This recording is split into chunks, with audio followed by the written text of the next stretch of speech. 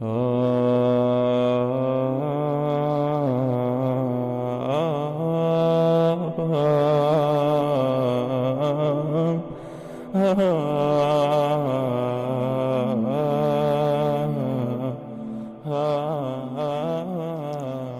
الله والصلاة والسلام على رسول الله وعلى آله وصحبه ومن والاه. دوای باسی هەندێک لە سونەتەکانمان کرد لە وەقتەکان،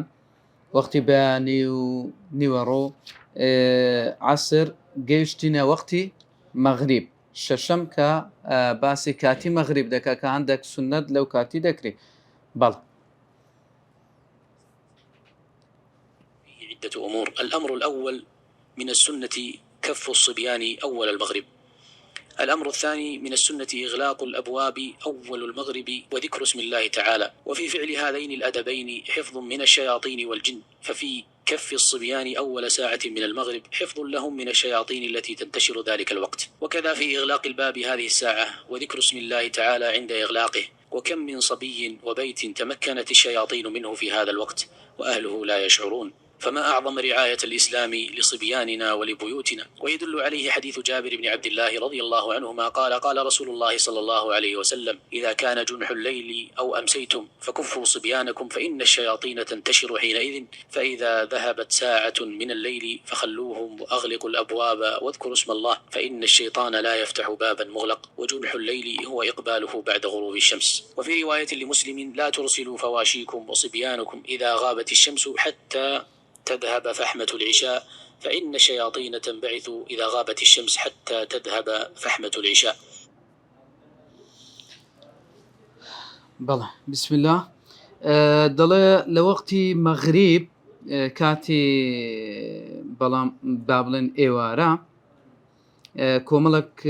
کاری تێدا کە سونەت بەیەکێک لەوانە سونەتە کەف الصبیانی ئەوەل المەغریب، هەر سەرەتای مەغریب منداڵەکان بهێندرێتەوە ماڵەوە، و سونەتیشە دووەمیان ئیغلاق الئەبوا، دەرگاکان پێوە بدرێت لە سەرەتای مەغریب و بسمیلای لەسەر بکرێتن. کردنی ئەو کارانە لە پاراستنە لەوەی کە خۆت بپارێزی لە جن و شەیتانەکان کە لە سەرەتای کاتی مەغریب منداڵەکان بهێندرێتەوە ماڵەوە، چونکە لەو کاتەدا شەیاطین بڵاو دەبیتەوە. دیارە لە سەرەتای کاتی شەو لەگەر دەستپێکی شەو شەیتانەکان بڵاو دەبنەوە، لەگەر بڵاو بوونەوەیان وەکو بڵێ زەربە دەوەشێنن، زیان دەگەێنن. ئەوجە پێغەمبەری خوا عەلەیهی سەڵات وەسەلام فەرمی هەر ئەو کاتەکە داهات ئەو کاتی بیاهینەوە منداڵەکان و دەرگاکانیش دابێخن و بسمیلای لەسەر بکەن، چونکە چەندان منداڵ هەبووە و چەندان ماڵ هەبووە شەیتان توانیویەتی زەربەی خۆی بوەشێنی و دەستی خۆی بوەشێنێ لێیان تووشی زەرەریان بکاتن. خەڵکەکە شاستیان بەوە نەکردووە کە ئیسلام چەند گرنگی بە پاراستنی منداڵەکان و ماڵەکانمان دەدا. بەڵگەش لەسەرەوەی حەدیثەکەی جابری کوڕ عەبدوڵایە، دەڵێ پێغەمبەری خوا عەلەیهی سەڵات وەسەلام فەرمی: ئیذا کانە جونوح اللەیلی، ئەگەر سەرەتای شەو داهات، ئەو ئەمسەیتم یا ئێوارە داهات، هەردووکە بە سەرەتای دەستپێکردنی شەو کفو سبیانەکم، ئەو کات منداڵەکانتان بهێننەوە بیانگرن مێلم بڵاو ببینەوە منداڵەکانیان بێنەوە. سبحان الله، لە کوردەواری شەر ئەوە باوە، یعنی کە دەبووە مەغریب داک و بابەکان یعنی منداڵەکانیان بە منداڵەکانیان ڕادەگەیان کە بووە مەغریب وەرنەوە ماڵی کوڕم، لە مەغریبەوە دەچوونەوە ماڵی منداڵەکان. ئەوەش یەکێکە لە سونەتی پێغەمبەری وەرگیرە عەلەیهی سەڵات وەسەلام، فەرمی: فإن الشياطين تنتشر حينئذ، چونکە شەیتان لەو کاتانە بڵاو دەبیتەوە. بەس ئەگەر ئەو کاتە ڕۆی لە شەو، ئەو وەقتە ڕۆی لە شەو، فەخەلوهم، ئەو کات لێیان گەڕێ. کەواتە ینی لەگەر دەستپێکردنی ئێوارە بڵاوبوونەوەی شەیتانەکان لەگەر کۆمەڵە و لێشاوی هاتنی شێتانەکان و بڵاوبوونەوەی زەربەی خۆیان دەوەشێنن. لەو کاتە پێویستە بەڕاستی منداڵەکان ئاگاداریان بین و ئەغلیق الئەبواب و دەرگاکان دابێخن و بسمیلای لەسەر بکەن، چونکە شەیتان ناتوانێت دەرگایەک بکاتەوە کە پێوە درابیتن و بسمیلای لەسەر کرابین. ئەوجە دەڵێ جنح اللەیل چییە؟ هو ئیقباله بعد غروب الشمس، دوای ڕۆژ ئاوابوون کە دێتن تاریچەکان کە دێ ئەو تاریچە پێی دەگوترێ جنوح الليل. لە ڕیواتەکەیت کە دەفەرمێ لا تورسیلوا فەواشیەکم، فەواشی چییە؟ فەواشی لەگەر مەڕووماڵاتیتی دەفەرمێ مەڕووماڵاتەکانتان و منداڵەکانتان کاتێک کە ئێوارە داهات شەوتان بەسەرداهات سەرەتای ئێوارەدا تاریچەکان هات منداڵەکان و مەڕووماڵاتەکان بجێڕنەوە مێهێڵن بڕواتن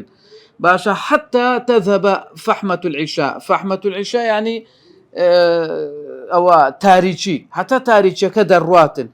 یان تەواو تاریچی باڵ دەچێشی بەسەر ناوچەکە یعنی لە سەرەتای تاریچەکە ئاگاتان لێبیتن چونکە شەیتانەکان لەو کاتیەوە بڵاوی دەکەن هەتا وەکو تاریچەکە باڵ دەچێشی بەسەر شوێنەکە. قال النووي رحمه الله فكفوا صبيانكم أي امنعوهم من الخروج ذلك الوقت. قوله صلى الله عليه وسلم فإن الشيطان ينتشر أي جنس الشياطين، ومعناه أنه يخاف على الصبيان ذلك الوقت من إيذاء الشياطين لكثرتهم حينئذ والله أعلم. وقوله صلى الله عليه وسلم لا ترسلوا فواشيكم وصبيانكم إذا غابت الشمس حتى تذهب فحمة العشاء فإن الشياطين تنبعث إذا غابت الشمس حتى تذهب فحمة العشاء. قال أهل اللغة الفواشي كل منتشر من المال كالإبل والغنم وسائر البهائم وغيرها، وهي جمع فاشية لأنها تفشو أي تنتشر في الأرض. وفحمة العشاء ظلمتها وسوادها، وفسرها بعضهم هنا بإقباله وأول ظلامه، وكذا ذكره صاحب نهاية الغريب. قال ويقال للظلمة التي بين صلاتي المغرب والعشاء الفحمة، وللتي بين العشاء والفجر العسعسة. وبعدما تذهب مدة من دخول الليل لا بأس بإطلاق الصبيان لأن الوقت الذي تنتشر فيه الشياطين قد ذهب. وقد يفهم من هذا والله أعلم أن الشياطين بعد هذه المدة وجدت مأوى لها، والحكمة من انتشار الشياطين في هذا الوقت دون النهار كما ذكر ابن حجر رحمه الله لأن حركتهم في الليل أمكن منها لهم في النهار لأن الظلام أجمع للقوى الشيطانية من غيره، وكذلك كل سواد. أوجد دفرمي إمام نووي دفرمي فكفوا صبيانكم، كفوا صبيانكم يعني من دالكانتان بجرنا ولو كاتي ميلم بتنا دروا. وبيغمبر صلى الله عليه وسلم كده فرمي فإن الشياطين ينتشر دفرمي ما بس لا جنسي شيطاني يعني همو الشيطانة كان نك بس برين شيطانك دياري بكي نا جنس همو الشيطانة كان دقرتوه يعني ترسان لويكا شيطانة كان أزيتي من دالكان بدن لو كاتي لبرت لكثرتهم حينئذ تشكو زورن يعني كسرتاي بلاو بونو دي كحمو بيكو بوز بدين بلاو دبنو ودبن كزورن يعني اوي قوتيان زياترا و دزوشان دنيا لوانيا قوتي شي زياتري تيدا هبي لوي كببنا تاك تاغلو فرمي بيان باريزن او جا سبارت با فواشي دل اهلي لغة فرميانا همو مالك بلاو دبيتو او جو وشترا مرو بزنا همو آجالا كانت كيكا كابرا هيتي تشكا فواشي جمعي فاشية لأنها تفشو أو عنيكا بلاو دبنو بسر زوي اللي بيامر صلى الله عليه وسلم فرمي أوانا أجا مثلا كابرا لو أها بابلين مريشكو قازو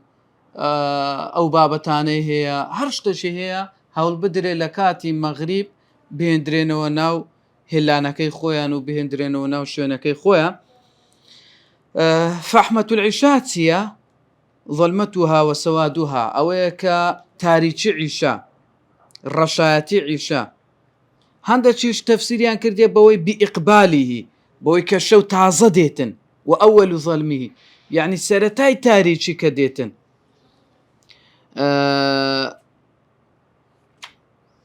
وهنده چیش دلين بو تاريخي كلبين مغرب وعشي دا هيا بيقوترا فحمة بو تاريخي لبين عيشة وسبيني دا هيا بيقوترا عسعس. قرآن دفرمي والليل إذا عسعس أو جا عسعس يجدو معناه هيا إقبال وإدبار هردوك معناه دا قرتوا حاتن وروشتن يعني هاتني الشو والروشتني الشو هردو چی دەگرتەوە یەکەکە لەو وشانەی دوو مانای هەیە هەم بە مانای هاتن دێ هەم بە مانای ڕۆیشتن دێ کە مفەسیران ئەویان لێکدایتەوە ئەو کاتێککە ئەو مدەیە ڕۆی لە شەو هیچی تێدانێ لا بە ئەسەبی ئیطلاقی الصبیان ئەو کاتی منداڵەکان لێیان گەڕێی بڵاوش ببنەوە هیچی تێدانی ئینشاءڵڵا چونکە لە کاتی بڵاوبوونەوەی شێتانەکان کە کۆتایی پێهاتیە حکمەتی ژا ئەوەی چییە کە شەیتانەکان بڵاو دەبنەوە لە ڕۆژ نەک لە شەو ئیبن حەجەر ڕەحمەتخوا لێبی دەفەرمێتن لەبەرەوەی حرەکاتی شەیتانەکان لە شەوێ بەقووەترە بەهێزترە زیاتر جێی خۆی دەگری لەوەی لە ڕۆژ چونکە تاریکی قووەتی شەیتانی زیاتر دەکە و کۆی دەکاتەوە و هەموو ڕەشاتێک لە بۆ شەیتان یعنی قووەتەک و هێزەکە لۆی پیا دەکاتن دەفەرمی لەبەر هەندێ لە شەو وەکو بڵێ توانایان زیاترە لەوەی کە لە ڕۆژ بی ئەوجا کارەکان زۆربەی هەر بە شەو ئەوە دەکەن یعنی ئەگەر بیانێ شەیاطینەکان شتێک بکەن زیاتر بە شەو ئەو حاڵەتانە ڕوودەدا والله أعلم. قال الإمام ابن عبد البر رحمه الله: وفي الحديث الأمر بغلق الأبواب من البيوت في الليل، وتلك سنة مأمور بها رفقا بالناس لشياطين الإنس والجن. وأما قوله فإن الشيطان لا يفتح بابا غلقا ولا يحل وكاء فذلك إعلام منه وإخبار عن نعم الله عز وجل على عباده من الإنس، إذ لم يعطى قوة على فتح باب ولا حل وكاء ولا كشف إناء، وأنه قد حرم هذه الأشياء وإن كان قد أعطي ما هو أكثر منها من التخلل والولوج حيث لا يلج الإنس. وقال الخطيب الشربيني الشافعي رحمه الله: ويسن إذا جن الليل تغطية الإناء ولو بعرض عود وإيكاء السقاء وإغلاق الأبواب مسميا الله تعالى في الثلاث، وكف الصبيان والماشية أول ساعة من الليل، وإطفاء المصابيح للنوم، وكف الصبيان وإغلاق الأبواب أول المغرب إنما هو من باب الاستحباب. بەڵێ ابن عەبدولبەر ڕەحمەتخوا لێبی دەفەرمێتن فەرمان کرایە بە پێوەدانی دەرگاکان دەرگای ماڵەوە لە سەرەتای شەو ئەوە سونەتەکی فەرمان پێکراوی پێغەمبەری عەلەیهی سەڵات وەسەلام وەکو سۆزێک بەو خەڵکەی وەکو ڕەحمەتێک بەو خەڵکەی لەبەر شەیتان و جنەکان ئەما سەبارەت بەوەی کە پێغەمبەر عەلەیهی سەڵات وەسەلام دەفەرمێ کە شەیتان ناتوانێت دەرگایەک بکاتەوە کە پێوە درابی ولا يحل وكاء وهروها ناتواني شيطان ناتواني أو كونديو أو بابلن بيشتر أو هبوا كوندو شت هبوا سريان بستيا دفرمي أوي كأوها بسترابيتن شيطان ناتواني بيكاتوا أوش با هەواڵدانە بە نیعمەتی خوای پەروەردیگار لە بۆ بەندەکانی کە شەیتان ئەو قووەتەی نییە کە ئەو دەرگایە بکاتەوە یان دەرگای یان سەری ئەو کوندەیی بکاتەوە یان ئەو قاپە و ئینا یعنی ئەو قاپ قاچاغەی کە سەرەکەی هەڵبداتەوە کەشفی بکاتن بە دیاری بێخیتن ئیدی ئەوانە هەمووی لە ڕەحمی خوای پەروەردیگارن. حتى خطيبي شربيني رحمة خوالي دفرميت سنة لسرتاي شو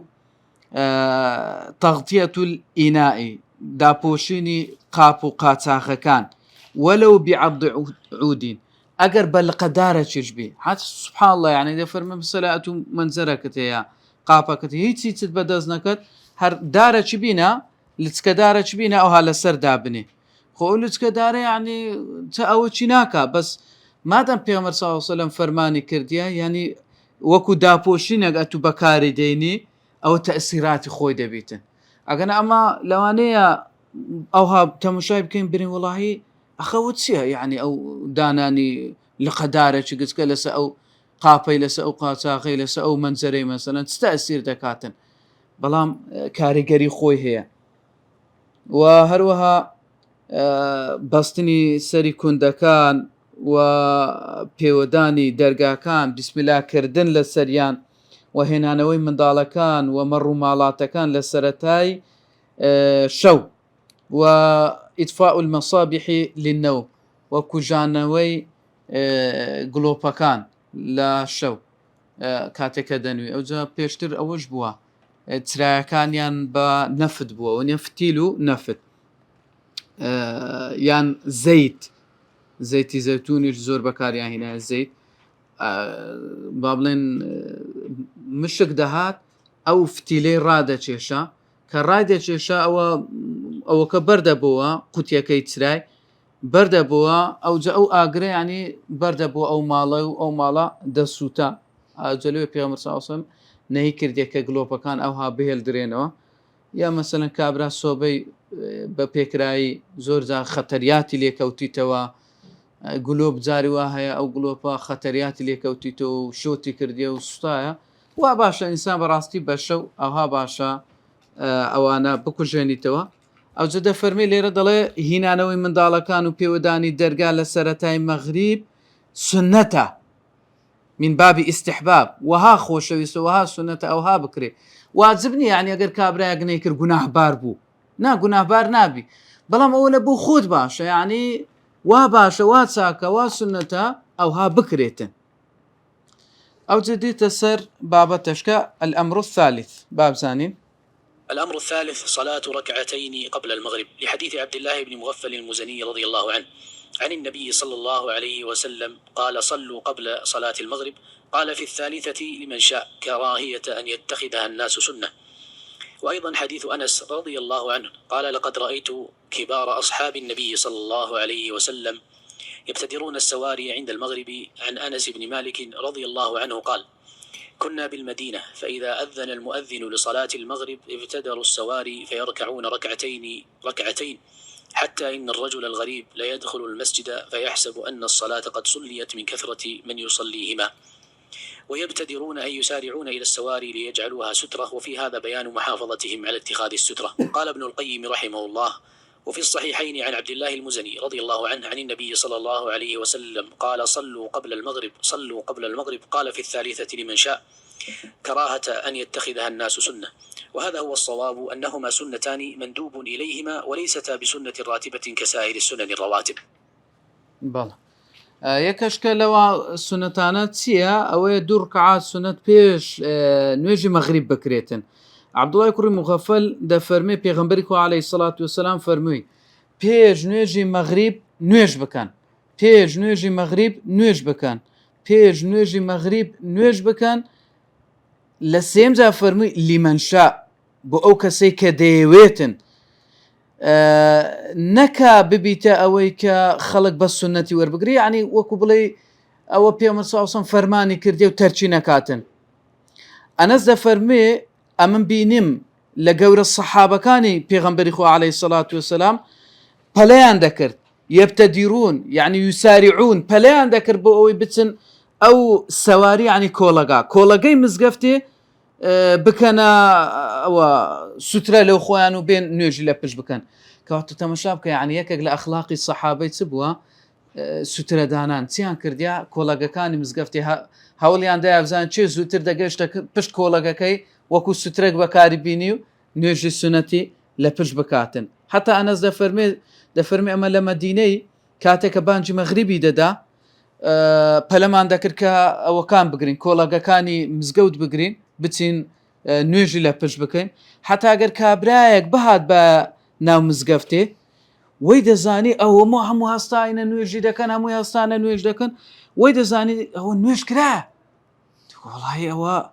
احتیمالی هەیە نوێژ کرابیتن ئەو هەموو خەڵکەوە هەستا ئەوە سنەتی دەکە خەریکی سنەتی دیارە نوێژ کرا. یعنی دیارە عەدەدێکی زۆر لە سەحابەی پێغەمبەری خوا عەلەیهی سەڵات وسەلام سنەتەکەیان کردیە پێش مەغریب. ئەوجا یعنی ئێستاش خەڵکانەکە دەرێن کاکە کورە لە پێش مەغریبێ هیچ نییە سنەتەک نییە ئەوە لە خۆیان دایان نایە خەڵک ئەویان دەرەوە لە خۆ ئەوە حەدیث صحیح لەسەرە کە سەحابەی پێغەمبەری خوا عەلەیهی سەڵات وسەلام کردویانە. ئیجا ئیبن قەیم دەفەرمێتن سەبارەت بەوەی کە صلوا قبل المغرب لە سێم جار فەرمووی لیمەن شا نەکو خەڵک وەکو سنتك ووري بقريكا وازي لينيني ده فرمي راستا أوا سنة كإنسان بيكاتن بلام سنة راتبنا وكو هم السنة كانت كا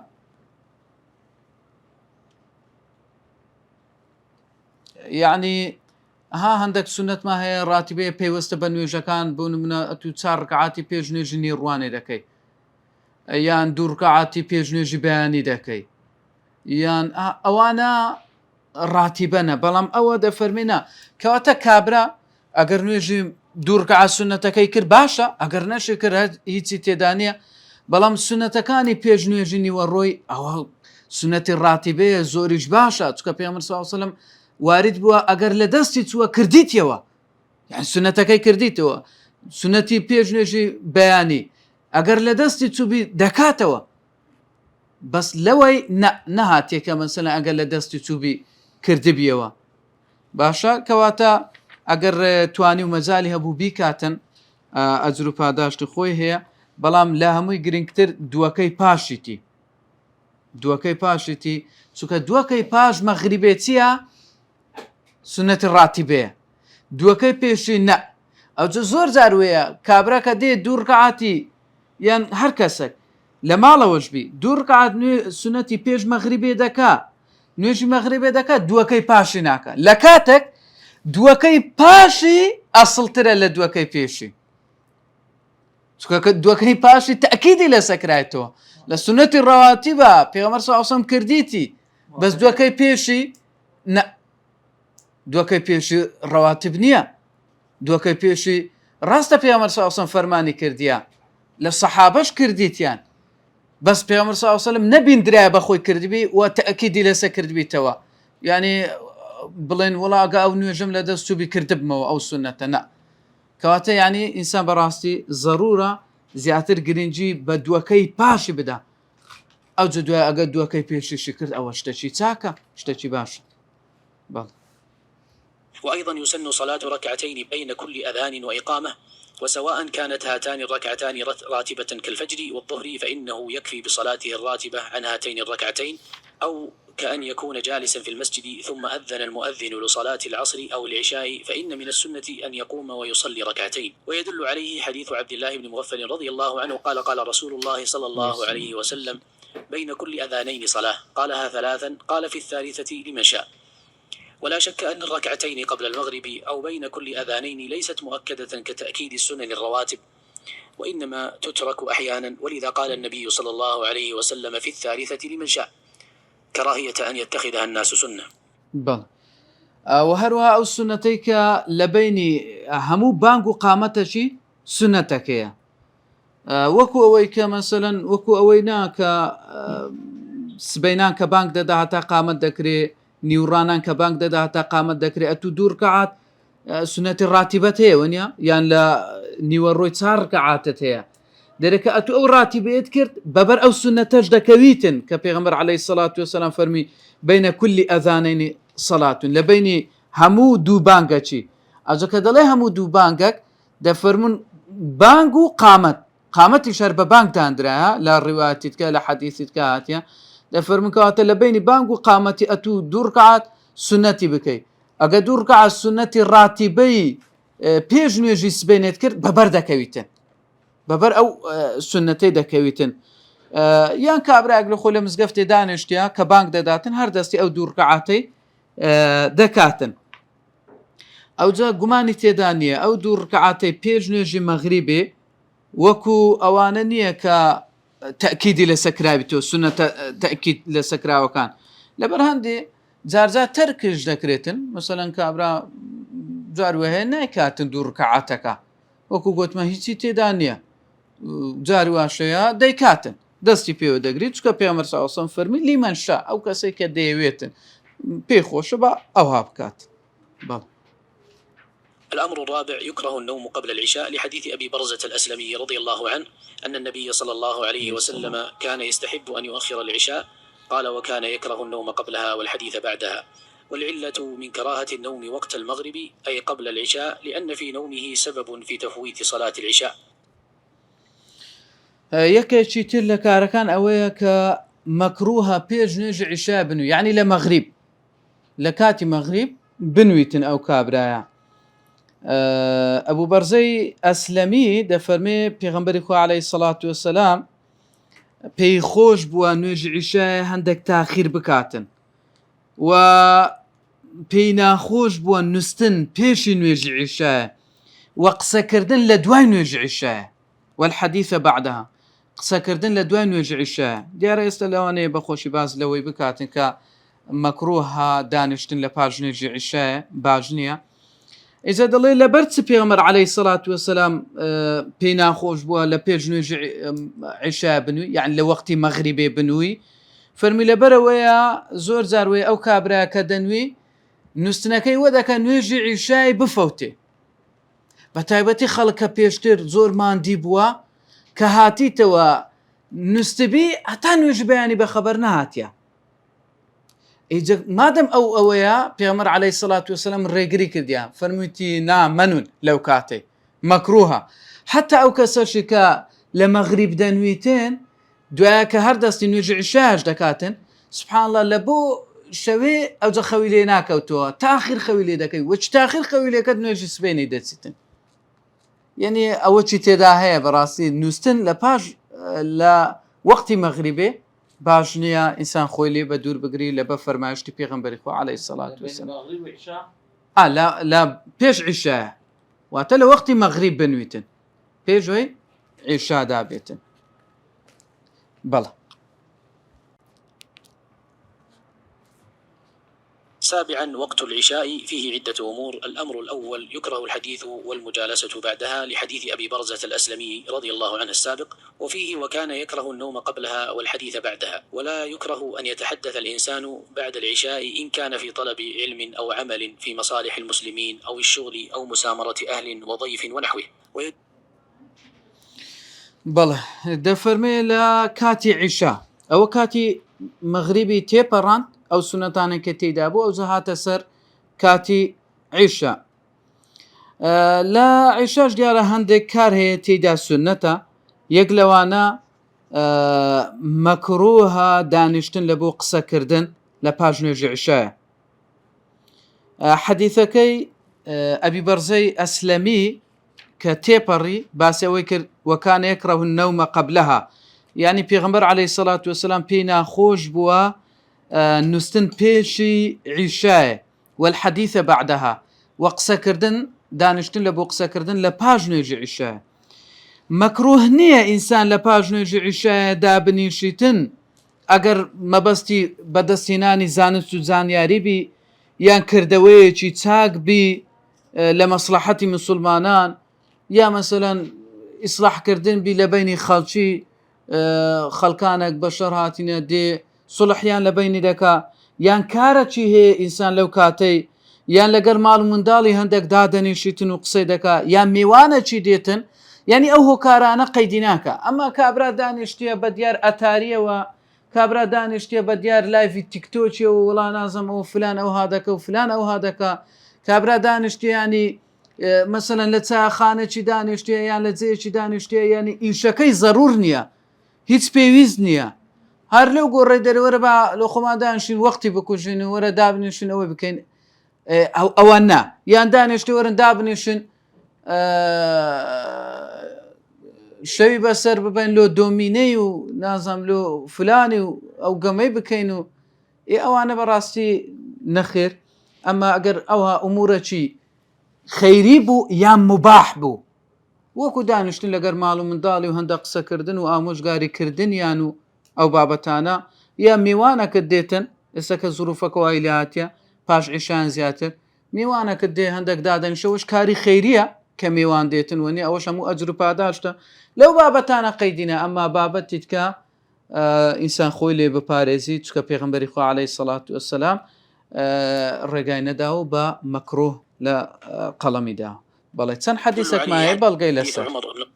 الخطاب رضي الله عنه قال كان رسول الله صلى الله عليه وسلم يسمر مع أبي بكر في الأمر من أمر المسلمين وأنا معهما. حديث ابن عباس رضي الله عنهما: بت في بيت ميمونة ليلة والنبي صلى الله عليه وسلم عندها لأنظر كيف صلاة رسول الله صلى الله عليه وسلم بالليل، فتحدث رسول الله صلى الله عليه وسلم مع أهله ساعة ثم رقد.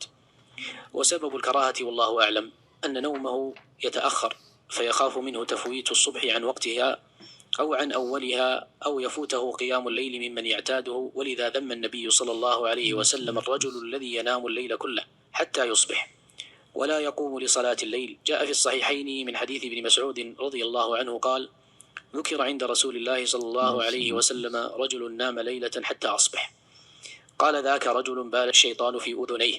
أو قال في أذنه. والمقصود أن سبب كراهة الحديث بعد العشاء لغير حاجة، لأنه سبب في تفويت قيام الليل وربما صلاة الفجر. وكان عمر بن الخطاب رضي الله عنه ينهى عن السهر ويضرب الناس على ذلك ويقول: أسمرا أول الليل ونوما آخرة. بله كۆمەڵک حەدیث ما هەیە بەڵگەیە لەسەر ئەو بابەتەی ئەو قسانێکە کردمان. حەدیثەکەی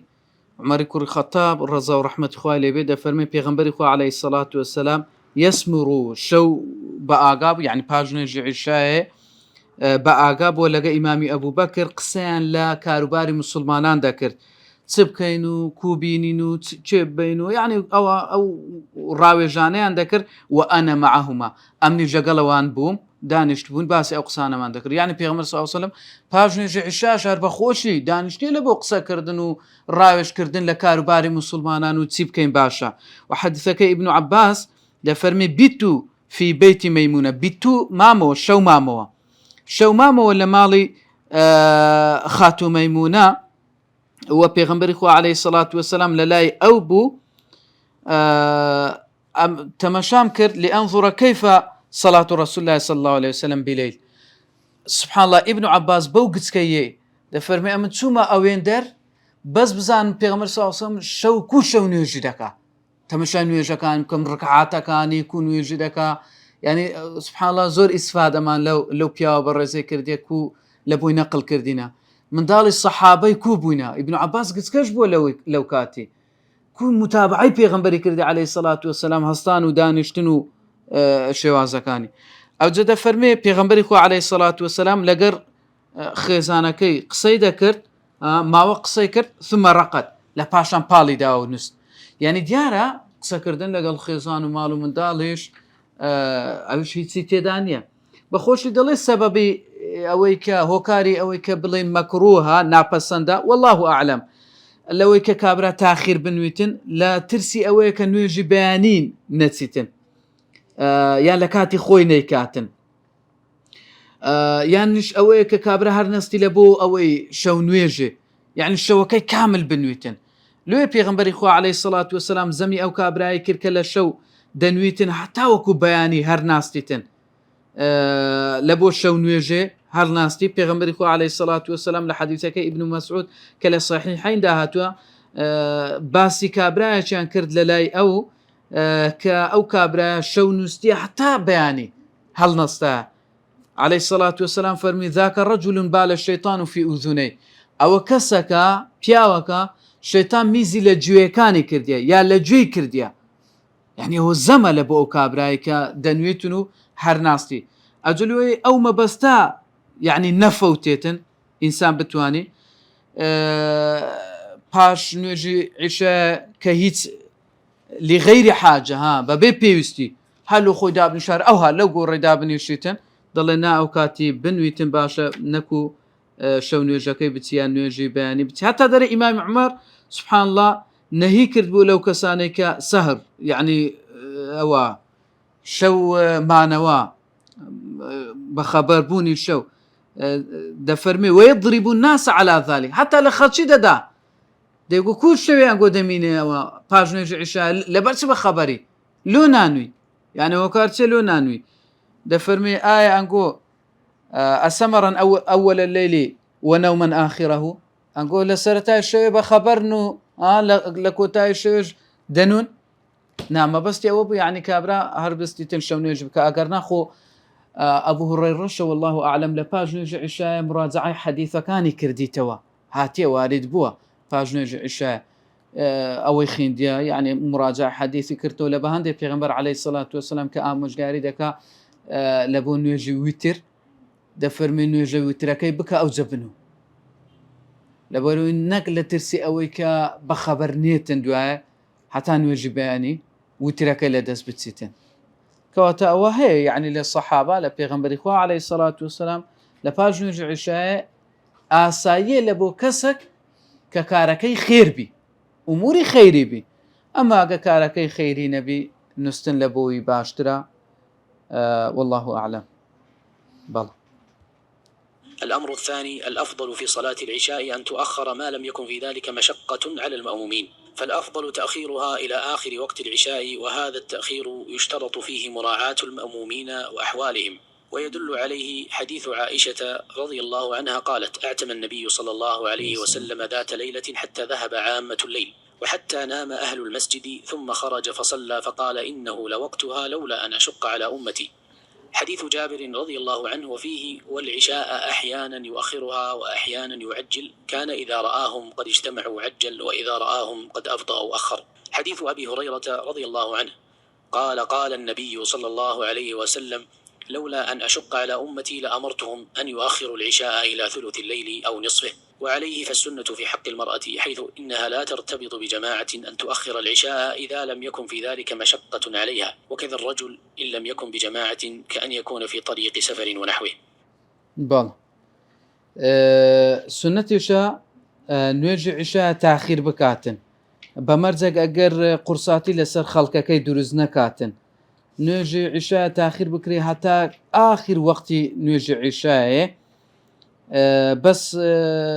مراعاتی مەأمومەکان بکاتن و حاڵیان نوێژی عشاء ناوەشکەشی هەیە چی پێدەگوترێ؟ عتەمە. ئەوجە لە حەدیثەکەش باز دەکەن خاتو عایشە دەفەرمێ أعتم النبي صلى الله عليه وسلم ذات ليلة. نوێژی عیشای پێغەمبەر صلی الله علیه و سلم شەوەچیان کرد حتا زۆربەی کاتی شەوەکەی ڕۆی، یعنی تقریبا نوێژی عیشای هەتا نوێژی بەیانی ئەگەر ئەتوو بیکەی 6 بەشانەیە 2 بەش 3 بەشی ڕۆشتیە کاتی شەوەکەی هەتا دەڕێ خەڵکی مزگەفتێ خەویان لێکرد هەندێک لە پاشان پێغەمبەر عەلەیهی سەڵات وسەلام هاتە دەرێ و نوێژی لە بۆ کردن فەرمووی إنه لوقتها فەرمی ئێستا ئەو وەختەکەی خۆتی ئەگە قورس نەبایە لەسەر ئومەتەکەم ئەگە زەحمەت نەبایە لەسەر ئومەتەکەم ئەوجە بەڕاستیەوە تۆزێک زەحمەتەوە نییە نوێژی عیشا تاخیر بکرێتن تاخیر بکرێتن لەبەرەوەی نەبوویتە عادەتێک لەکنەمە و ئەگەر نوێژی عیشاش ئەمە تاخیر بکەین جەماعەت زۆربەی جارەکان جەماعەتی لە دەست دەچی ئەمە ئەگەر مەجموعە کە چوونە جێگایەکی پێکەوە چوونە سەفەرەکی چوونە جێیەکی ئەو مەجموعەیە دەزان نوێژی عیشایان ئەگەر تاخیریش بکەن هەتا با ئێستا وەکو کاتی ئێستا برێن سەعات 12 ساعت 12 و نیو یەک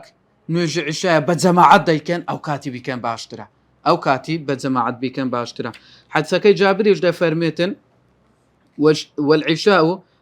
سەبارەت بە نوێژی عیشایە هەندێک جار زوو دەیکرێ هەندێک جار تاخیر دەیکرێتن پێغەمبەری خوا عەلەیهی سەڵات وسەلام ئەگەر بیبینی بە خەڵکەکە کۆبوونەوە هەموو عەجەل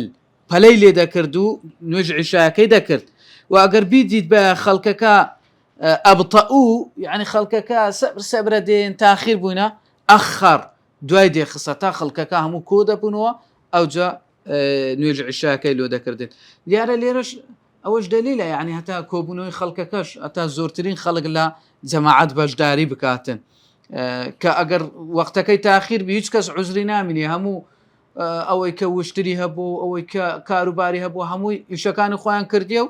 هاتینە مزگەوتێ و پێغەمبەری خوا عەلەیهی سەڵات وسەلام فەرمی ئەگەر ناخۆش نەبا و قورس نەبا لەسەر ئومەتەکەم لە ئەمەرتوهم فەرمانم پێدەکردن نوێژی عیشا تاخیر بکەن ئیلا ثلث الليل حتا سێیەکی شەوێ ئەو نیسف یان نیوەی شەوێ یعنی گوتمە ئەگەر 6 سەعات بی سێیەکی شەوێ چەندە 2 بەش بڕوات وەنیە ئەدی نیسف چەندە ئەوەیە 3 بەش بڕوە ئەگەر 6 سەعات بی 3 سەعات بڕوە دەبتە نیسف وەنیە یعنی کاتەکەی تقریبان ئێستا دەکا پێم وابی دەکات چەند دەکا 11 شەوێ وەنیە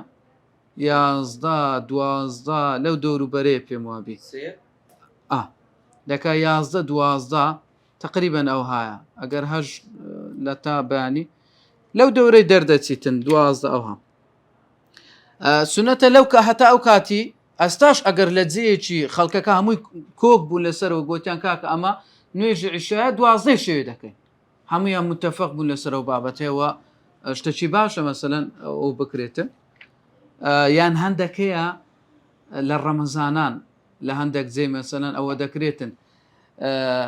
دەرێن تەراویحی دەکەین هەر دەکەین نوێژی عیشا تاخیر دەکەین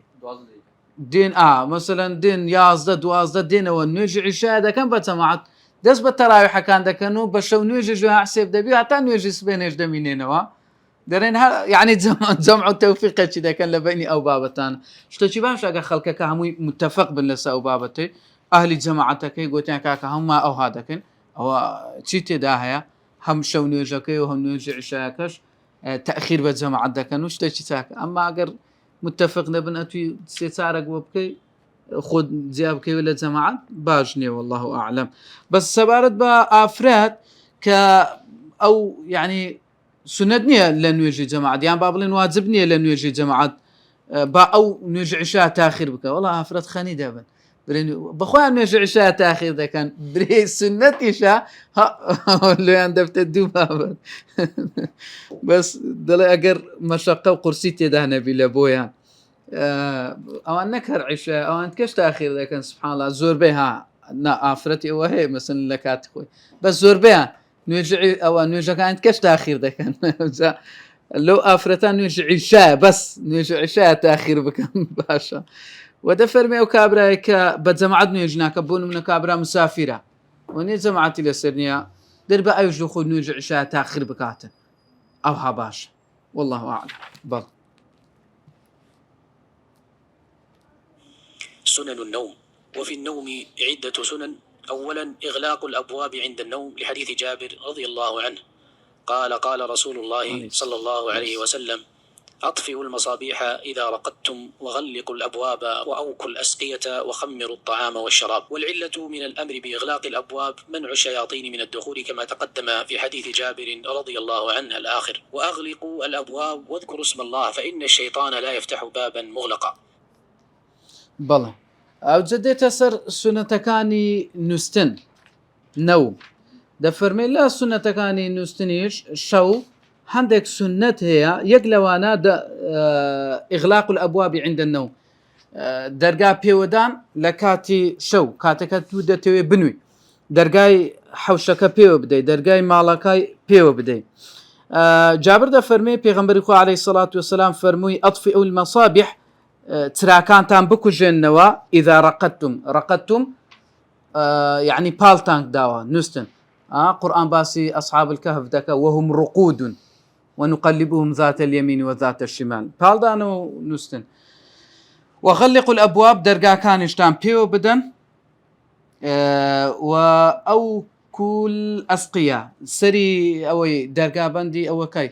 سەری کوندەکانیشتان ببەستن یعنی ئێستا ئەوەیە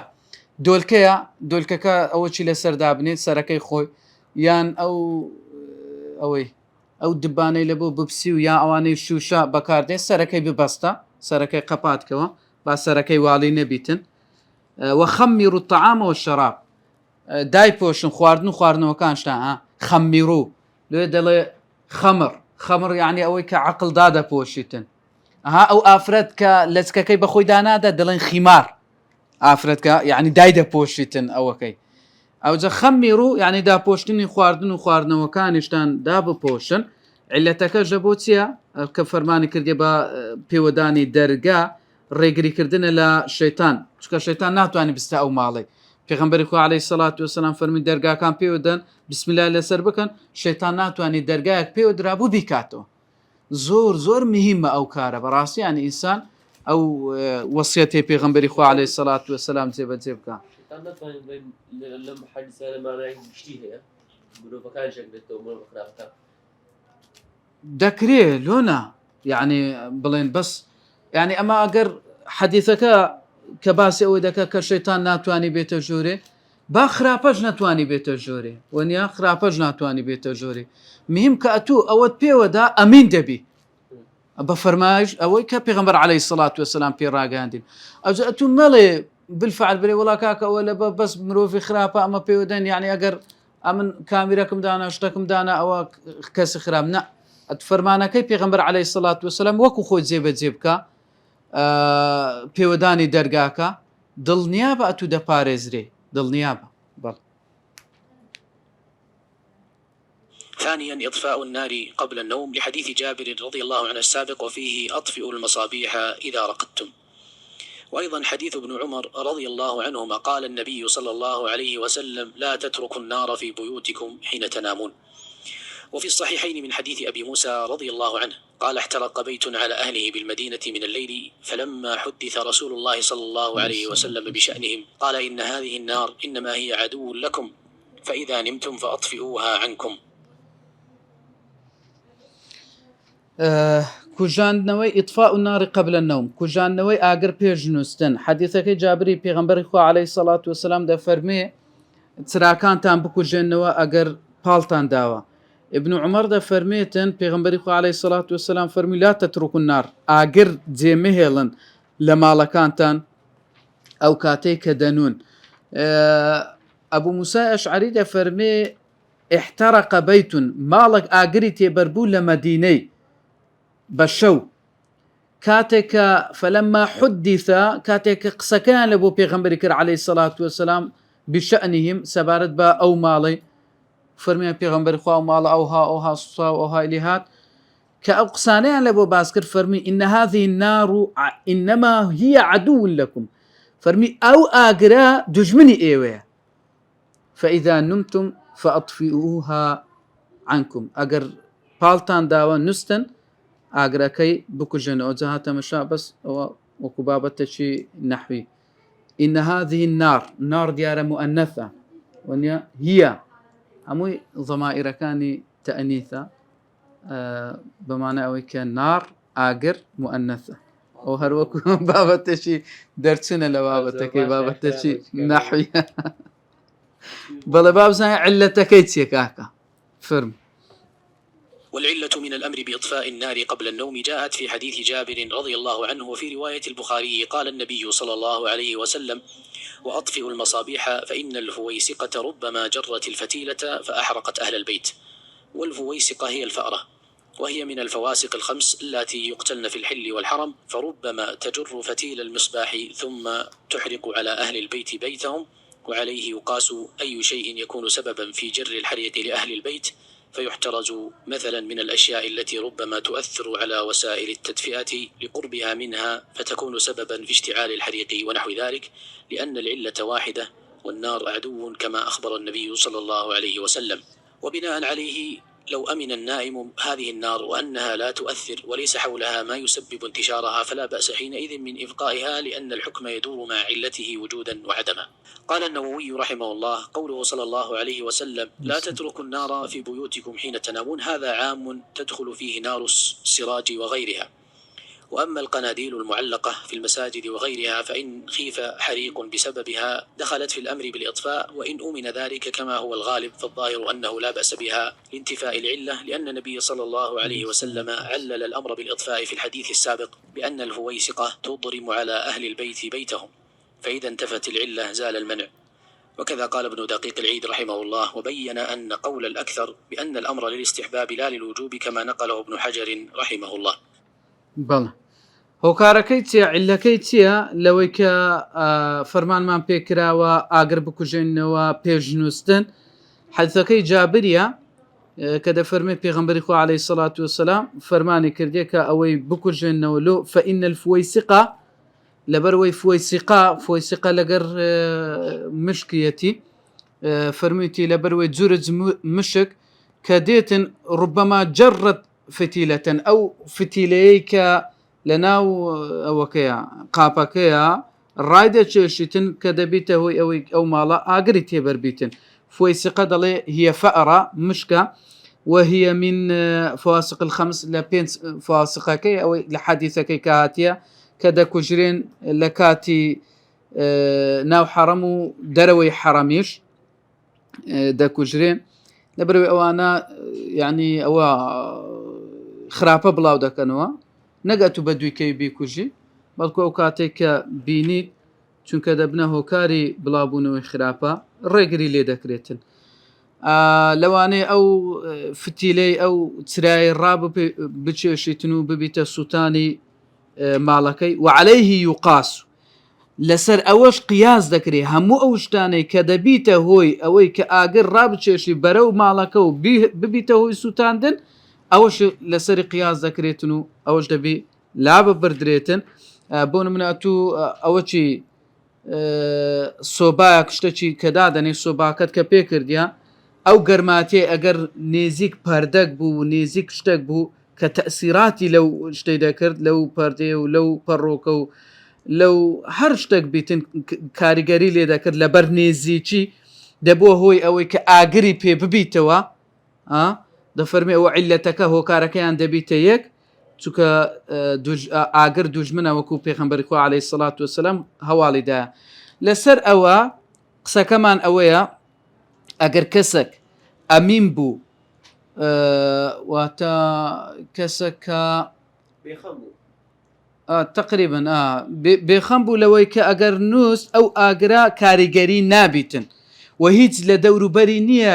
کاریگەری تێبکاتن و ببیتە هۆی سووتانی ئەوەی فلا بأس حينئذ من بقائها هیچی تێدانی ئەگەر سۆباکەی بێتەوە تا سبێنیش پێبیتن هیچی تێدانە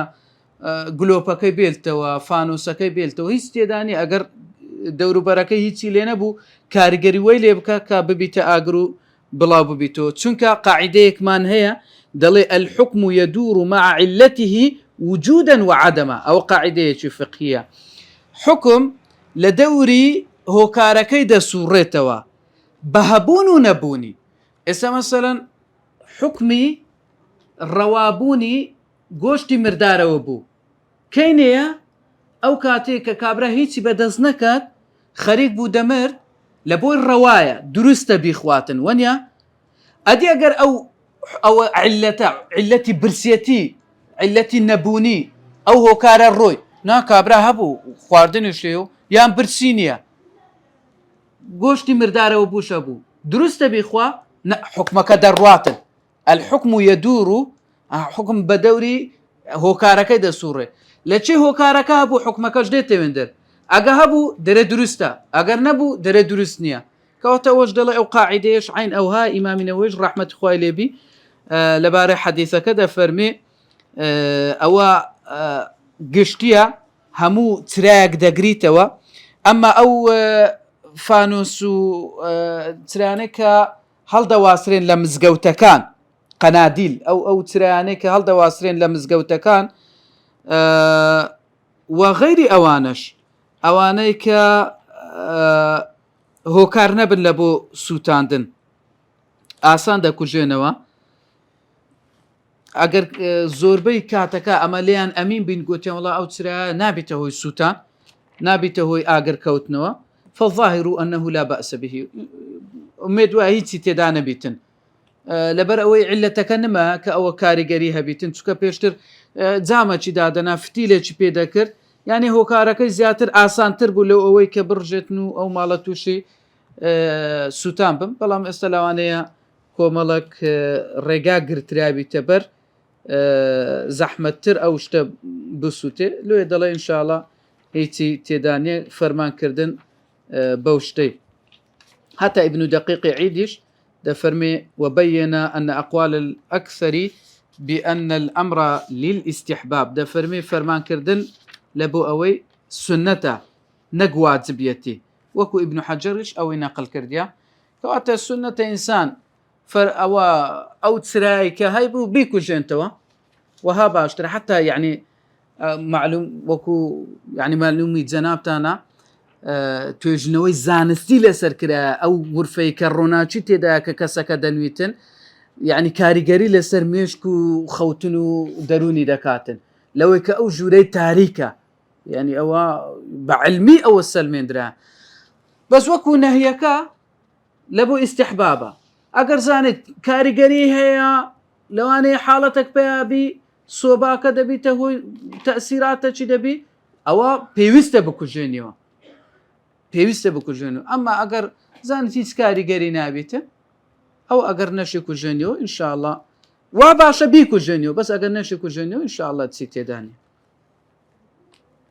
ثالثا الوضوء قبل النوم لحديث البراء بن عازب رضي الله عنه أن رسول الله صلى الله عليه وسلم مضجعك فتوضأ وضوءك للصلاة ثم اضطجع على شقك الأيمن ثم قل اللهم إني أسلمت وجهي إليك. الحديث. قال النووي رحمه الله فإن كان متوضئا كفاه ذلك الوضوء لأن المقصود النوم على طهارة مخافة أن يموت في ليلته وليكن أصدق لرؤياه وأبعد من تلعب الشيطان به في منامه وترويعه إياه. بەڵێ سێم خاڵ ئەوەیە کە بنویت دەستنوێژی بشوە پێش ئەوەی بنویتن. بەڕادا فەرمووی پێغەمبەری خوا عەلەیهی سەڵات وەسەلام فەرمووی ئەگەر کەسێ لە ئێوە پاڵی داوە ئەگەر توێ سەر جێگاکەت فتەوەضە وضوءەکە لیسەڵات دەستنوێژ بشە وەک چۆن دەستنوێژۆن لە بۆ نوێژ دەشۆی ئەوها دەستنوێژەشی جوان بشۆ ئەوجە بڕۆ پاڵ بکەوە لەسەر لای ڕاستت شقیکە لەیمە لەسەر لای ڕاستت پار بدەوە ئەوجە ئەو دوعای بکە اللهم إني أسلمت وجهي إليك هەتا ئەخیری دوعاکە ئیمامی نەوەوی دەفەرمێتن ئەگەر کابرا دەستنوێژی ششت ئەو دەستنوێژە بەستیەتی لە بۆی چکە مەبەستەکە لی پاچیە بە دەستنوێژەوە بنویتن لەوانەیە لە ترسی ئەوەی لەوانەیە لەو شەوەی بمریتن کابرا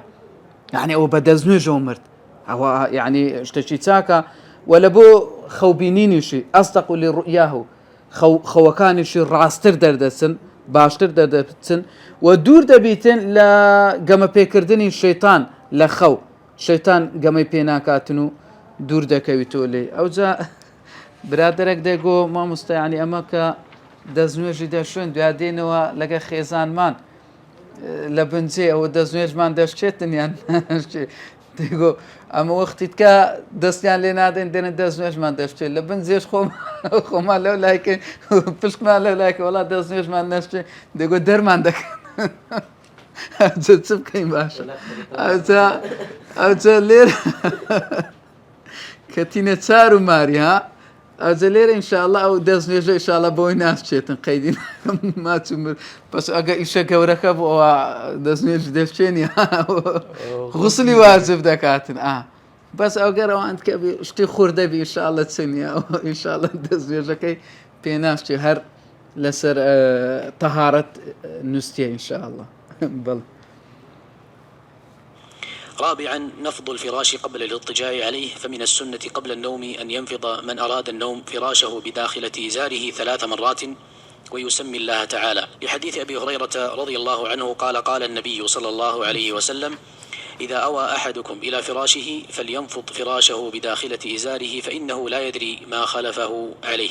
ثم يقول باسمك ربي وضعت جنبي. وفي رواية إذا جاء أحدكم فراشه فلينفضه بصنفة ثوبه 3 مرات. الحديث. وعند مسلم إذا أوى أحدكم إلى فراشه فليأخذ داخلة إزاره فلينفض بها فراشه وليسمي الله. وداخلة الإزار وكذلك صنفة الثوب هي طرفه الداخل الذي يلي الجسد. فمما تقدم يتبين أن السنة نفض الفراش بداخلة الإزار 3 والتسمية عند النفض. وفي الحديث بيان الحكمة من النفض وهي قول النبي صلى الله عليه وسلم فإنه لا يدري ما خلفه عليه فربما خلفه على فراشه ما يؤذيه والأفضل أن يكون نفضه بداخلة الثوب. ومن أهل العلم من قال بأي شيء وأهم شيء أن ينفض الفراش ومنهم الشيخ بن جبرين رحمه الله حيث قال وليس شرطا استعمال داخلة الإزار بل لو نفض الفراش كله أو نفضه بعمامة أو نحوها حصل المقصود. ئەو جارە نەفض الفراش هەڵتەکاندنی ئەو بەتانیەی جێیەکەی هەڵتەکاندنی پێش ئەوەی لەسەری پاڵ بداتەوە سنەتە پێش ئەوەی پاڵ بداتەوە کە مەبەستی نووسنی هەیە بە ناوەوەی شەرواڵەکەی یا بیجامەکەی 3 جاران بسمیلای بکە و جلەکە هەر بۆشێنی داتە چێنیتن. ئەبوو هورەیرە فەرمووی پێغەمبەری خوا عەلەیهی سەڵات وەسەلام فەرمووی ئیذا ئاوە ئەحەدوکم ئیلا فیراشی ئەگەر یەکێ لە ئێوە ویستی بنویتن فلينفض فراشه بداخلة إزاره دەفەرمێ بە ئەوەکەی ئەو جێیەکەی جێگاکەی ئەو جا بەتانیەکەی دابتە چێنیتن بە ناوەی شەرواڵەکەی فإنه لا يدري ما خلفه عليه چونکە نازانێ ئەوە چی تێدا خۆی شاردیتەوە لە پاشان کە دایتەکان ئەوجە پاڵ بداتەوە بڵێ بسمیکە ربی وضعت جنبی وبك أرفعه حتى أخيري حديثكي دەڵێ ئەوان حەدیثەکان کەش بە هەمان شێوە باز لەوەی دەکاتن کە ئەو کەسە بە ناوەی جلەکەی ئەوەکەی هەڵبوەشێنیتن داتەچێنیتن ئەو بەتانی دەڵێمە بەس لەوەیە ئەو جلەی کە بە جەستەی دەکەویتن بەویەوە دای بتەچێنیتن سنەت وایە نفض الفراش بداخلة الإزار ثلاثا سيزار وي بكاتن وبسم الله الجوكاتي بك حكمتي تيا حكمتي أو هل تكاندني پیغمبر عليه الصلاة والسلام باسي كرديا فرميتي فإنه لا يدري ما خلفه عليه چکە نازانێت چ شتێک خۆی شاردیتەوە لە وربما خلفه على فراشي ما يؤذي لەوانەیە هەندێک شتی تێداوی ئەزیەتی بداتن زۆر جار وێ دوو پشک مار بە تایبەتی ئەو کاتی ئەو بابەتانە هەبوونە ینی دوو پشک و مار و ئەوانە زۆرتر بووینە لەوانەیە شتێکی تێداوی ئەزیەتی بداتن بەو داتەکانەی ینی ئەو شتەیە دەڕواتن ئەفضل وایە باشتر وایە بە ناوەی جلەکەی بیکاتن وەکو ئەهلی علم دەفەرمون هەر شتێکی بە هەر ئەوە چشبی دەبیتن بەس گرنگترین شت ئەوەیە کە دای بتەچێنی داتەکاندن وەکو شێخ جبرینش دەڵێتن ئیبن جبرین دەڵێ وليس شرطا استعمال داخلة الإزار بل لو نفض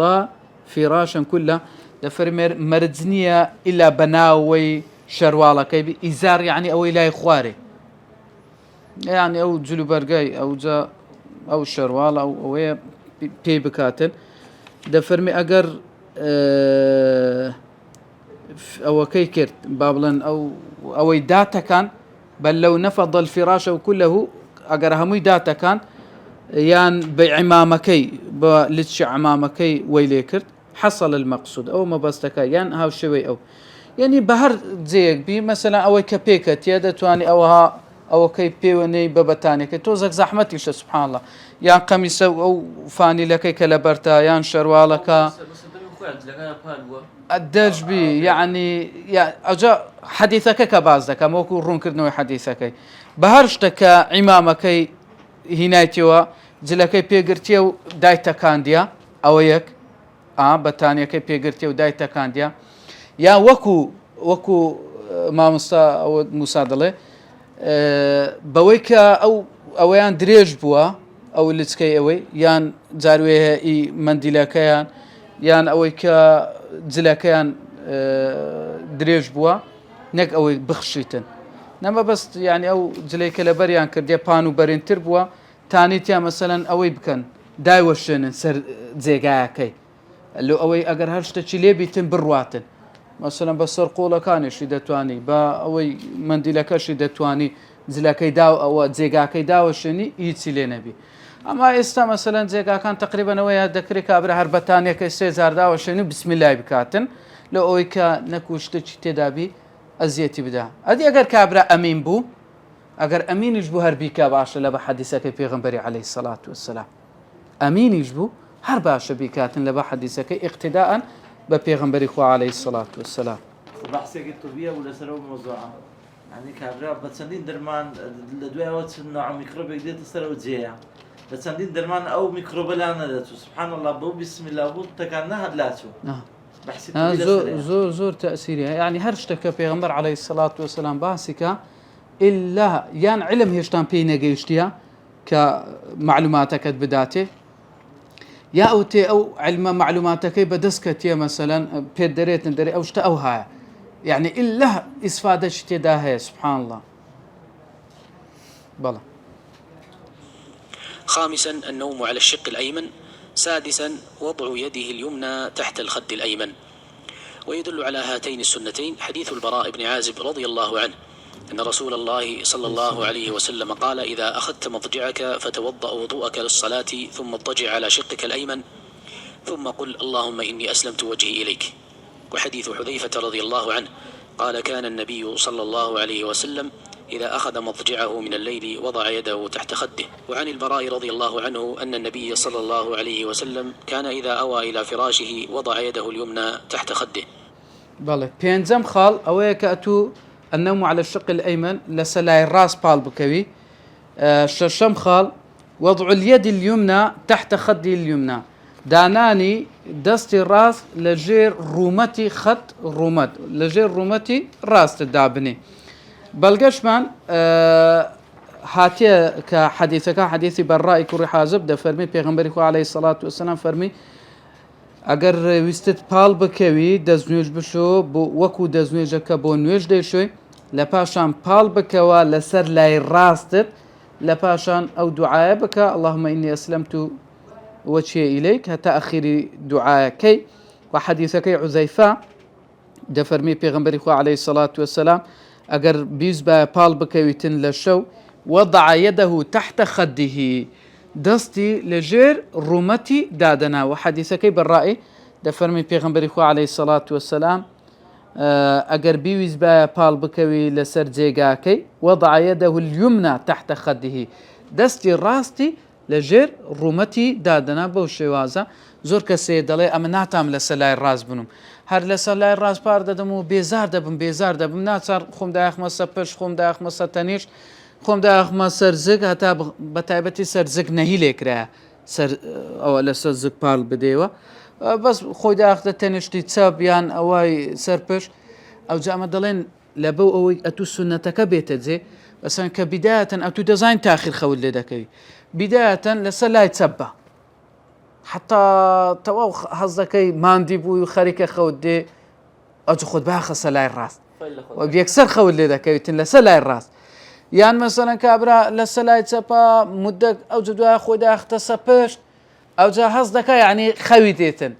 كاستذكر خوت هذا الراس خود باخ الصلاة الراس تو خول لدكوي للصلاة الراس سنة في غنبري خو عليه الصلاة والسلام بدأ يعني لبال دانا ود أجر ما بسط جيبت ذكردني سنة في غنبري بخير الدقيشت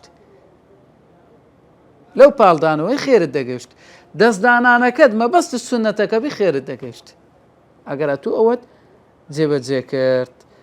سبحانك اللهم وبحمدك أشهد أن لا إله إلا أنت أستغفرك وأتوب إليك.